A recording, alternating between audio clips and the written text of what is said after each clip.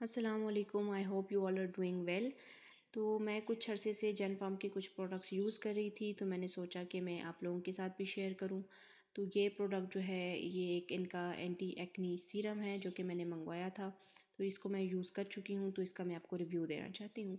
तो ये इसका बॉक्स था, इसकी पैकेजिंग काफ़ी अच्छी थी और ये साइट पे इसके सोशल मीडिया अकाउंट्स जितने भी थे वो मेंशन हैं। आप चाहें तो इनको देख सकते हैं।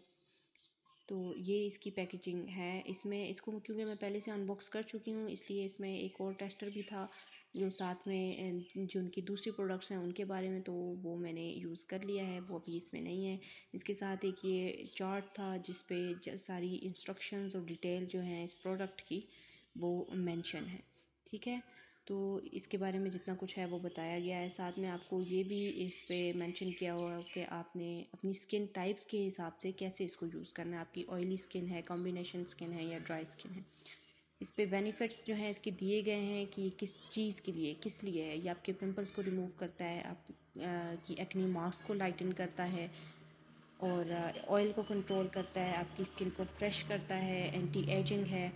तो इसमें वाकई में मुझे इसके रिज़ल्ट्स मिले। ठीक है, इसने मेरे पिंपल्स को जो है वो काफ़ी हद तक रिमूव कर दिया है और जो एक्नी स्कार्स हैं जो बाकी किसी चीज़ से नहीं जा रहे थे उनको भी लाइटन किया है, बहुत हद तक लाइटन किया है। तो आपने कैसे इसको यूज़ करना है वो सब कुछ इसके ऊपर मेंशन है। तो ये सीरम था जो हमें मेन बॉक्स मिला था, उसके अंदर भी ये बॉक्स है मेंडल एसिड सॉरी। और ये सीरम है, इसके ऊपर जो है आपको ये भी मेंशन है क्यूआर कोड, और इससे आप डायरेक्ट इनकी लिंक पे जा सकते हैं।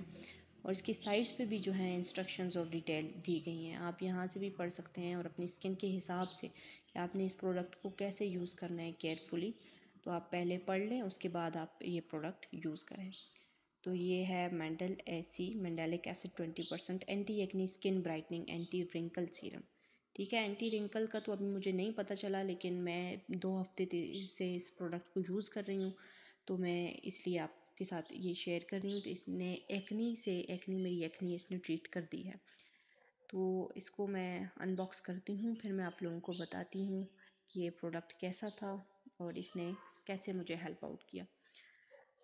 तो ये वीडियो बिल्कुल भी स्पॉन्सर्ड नहीं है, ये मैंने पहले से अनबॉक्स किया हुआ था, तो इसलिए इसकी पैकेजिंग थोड़ी सी ख़राब हो गई है। लेकिन जब ये मैंने रिसीव किया था ये, तो इसकी पैकेजिंग बहुत अच्छी थी। तो जी ये ग्लास की जो है इसकी बॉटल थी और इसके ऊपर जो है आपको साथ में इसके ड्रॉपर मिल जाएगा और 20 ml इस बॉटल में सीरम आपको मिलता है।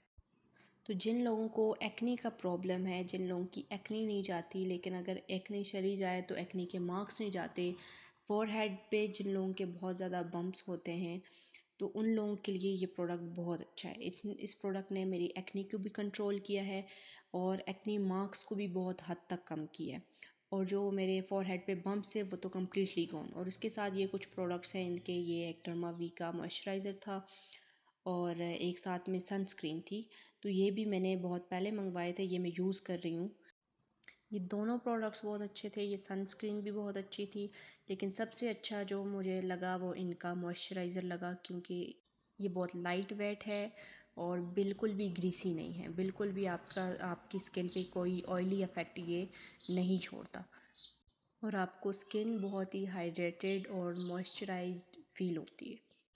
पहले कुछ दिन मैं सीरम को विदाउट मॉइस्चराइज़र यूज़ कर रही थी, कि इस मॉइस्चराइज़र के साथ नहीं यूज़ कर रही थी।